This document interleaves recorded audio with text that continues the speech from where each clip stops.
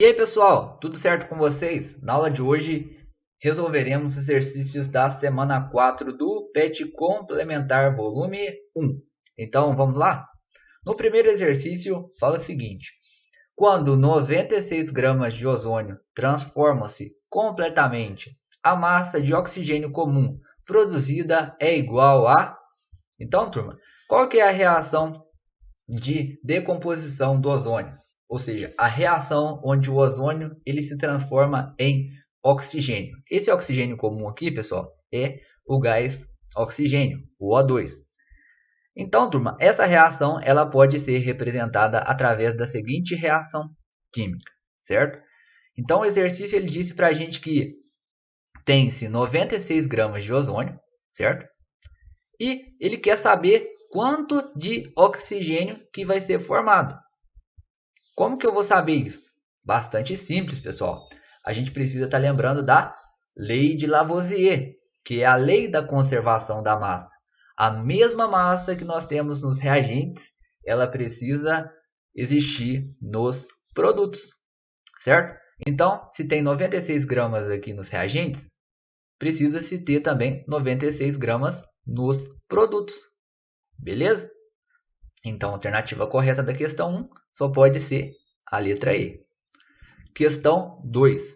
Desde a antiguidade, diversos povos obtiveram metais, vidro, tecidos, bebidas alcoólicas, sabões, perfumes, ligas metálicas, descobriram os elementos e sintetizaram substâncias que passaram a ser usadas como medicamentos.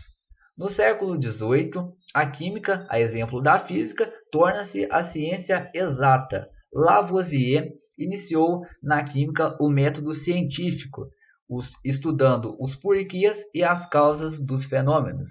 Assim, descobriu que as transformações químicas e físicas ocorrem com a conservação da matéria. Outras leis também foram propostas, e dentre elas as ponderais ainda válidas.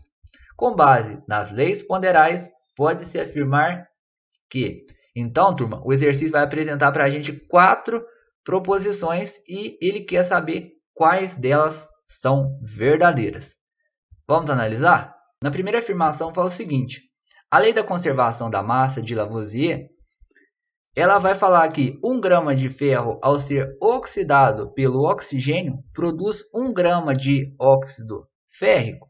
Aqui, turma, é preciso que vocês tomem bastante cuidado. Está falando aqui que 1 grama de ferro está sendo oxidado pelo oxigênio. Então, o ferro ele está reagindo com o oxigênio, certo? E tem ali 1 grama de ferro. Então, vai produzir 1 grama de óxido férrico, pessoal? Segundo a lei da conservação da massa? Claro que não, né, galera? Por que que não? Porque o ferro está reagindo com o oxigênio. O oxigênio ele tem uma massa também, certo? Então, a massa dos produtos ela precisa ser maior que 1 grama. 1 grama é só a massa do ferro. Então, a massa dos produtos ela precisa ser a soma da massa do ferro com a massa do oxigênio. Então, a primeira afirmação ela está incorreta. Ela é falsa. Segunda afirmação. Segundo a lei da conservação da massa, ao se usar 16 gramas de oxigênio molecular, ao reagir completamente com 40 gramas de cálcio, vão ser produzidos 56 gramas de cálcio. Isso é verdade, não é, galera? Então, ó, falou que tem o oxigênio reagindo com o cálcio, certo? Então, nos reagentes tem quanto de massa? 40 mais 16. Então, dá 56 gramas nos reagentes. E vai estar produzindo ali nos produtos 56 gramas de cálcio. Então, teve conservação da massa. Então, a segunda afirmação ela é verdadeira. Terceira afirmação. Segundo a lei das proporções definidas, se 1 grama de ferro reagir com 0,29 gramas de oxigênio para formar o composto óxido ferroso, então 2 gramas de ferro reagirão com 0,87 gramas de oxigênio, produzindo o mesmo composto. Então, turma, para julgar se essa afirmação é verdadeira ou falsa, a gente precisa estar entendendo a lei das proporções definidas, certo? Segundo a lei das proporções definidas, pessoal, se a gente dobrar a quantidade de uma substância, nós vamos precisar dobrar a quantidade das outras substâncias envolvidas ali na reação química também, tá certo?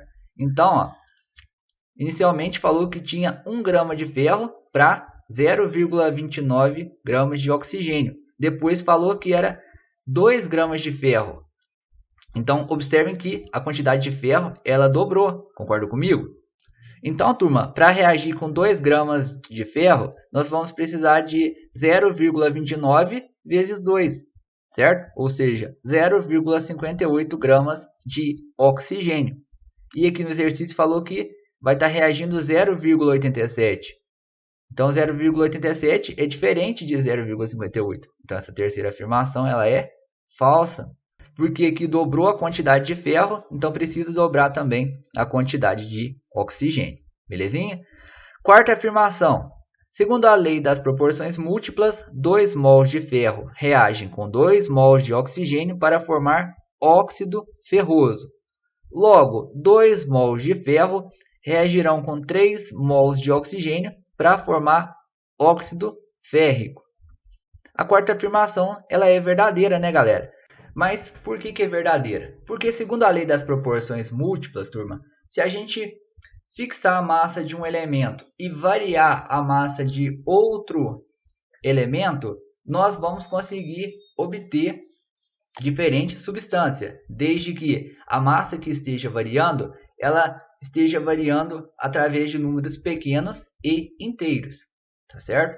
Então, isso faz com que a quarta afirmação ela seja verdadeira. Então, as únicas afirmativas verdadeiras da questão 2 são a proposição 2 e a 4. Logo, a alternativa correta é a letra D. Questão 3. Represente uma reação química genérica utilizando o modelo de Dalton relacionando com as 3 leis ponderais. Então, turma, vamos estar recordando o que é o modelo de Dalton? O modelo de Dalton ele fala para a gente que o átomo é uma esfera maciça e indivisível, certo? Então, a gente vai estar representando os átomos, pessoal, como sendo pequenas bolinhas, beleza? Então, vamos lá?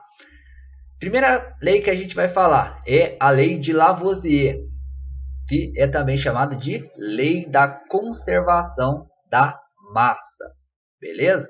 Então, vamos tomar como referência essa reação química aqui, certo? Onde 2 mols de água se decompõem, formando 2 mols de H2 e também 1 mol de O2, beleza? Então, turma, nessa reação química aí, vai haver 2 moléculas de água que vão estar sofrendo decomposição, formando 2 moléculas de hidrogênio e 1 molécula de oxigênio.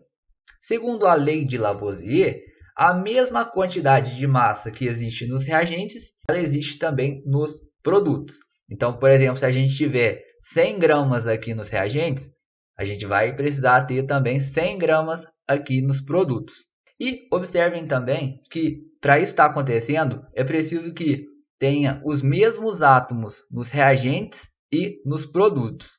A única coisa de diferente vai ser a organização desses átomos, tá certo? Por exemplo, aqui, os átomos de hidrogênio, eles estão ligados ao oxigênio. Enquanto aqui, os átomos de hidrogênio, eles estão ligados entre si. E os oxigênios também estão ligados entre si. Beleza? Mas vocês podem constatar que tem 1, 2, 3, 4 átomos de oxigênio aqui. 4 átomos de oxigênio também lá nos produtos. 2 átomos de oxigênio aqui nos reagentes. 2 átomos de oxigênio lá nos produtos. Então, para ter a conservação da massa, é preciso que tenha a conservação dos átomos também. Beleza? E depois, lei de Proust. Então, turma, segundo a lei de Proust, a proporção numa reação química ela vai se manter constante, mesmo que altere a quantidade de reagentes e produtos. Por exemplo, aqui, nessa reação química aqui, turma, a gente tinha 2 mols de água. Se a gente dobrar essa quantidade de água e colocar 4 mols de água, a quantidade de H2 que vai ser formada vai ser o dobro da reação anterior. Então, vai ser formado 4 mols de água. E a quantidade de oxigênio vai ser dobrada também? Com certeza. Tá certo? Então, antes era 1 mol, agora vai ser 2 mols. Beleza? Então, se eu dobrar ou triplicar ou quadruplicar a quantidade de reagentes, então eu vou estar obtendo o dobro, o triplo, o quádruplo de produtos. E por fim, vamos estar falando sobre a última lei ponderal, que é a lei das proporções múltiplas, também chamada de lei de Dalton. A lei de Dalton, turma, a gente não vai estar conseguindo relacionar diretamente com o modelo atômico de Dalton, mas a gente pode estar falando dela porque ela também é bastante importante, beleza? Então ela vai estar dizendo o seguinte: se a gente fixar a massa de um determinado elemento químico, por exemplo aqui, fixar a massa do nitrogênio e variar a massa de outro elemento químico, aqui no caso o oxigênio, através de números que são múltiplos e pequenos, nós vamos estar obtendo diferentes substâncias, tá certo? Então essa é a lei de Dalton. Então, por exemplo, aqui, ó, observe que a massa do oxigênio ela variou 2 vezes, ou seja, ela aumentou 2 vezes. Aqui aumentou 3, aqui aumentou 4 e aqui 5 vezes comparado à quantidade inicial de oxigênio, certo? E observe que formou-se diferentes substâncias. Então é isso, pessoal. Por hoje é só. Nossa aula está terminando por aqui. Se vocês ficaram com alguma dúvida, por favor, tirem essas dúvidas lá pelo nosso grupo do WhatsApp ou pelo privado. Tá joia? Bons estudos a todos. Até a próxima então e valeu!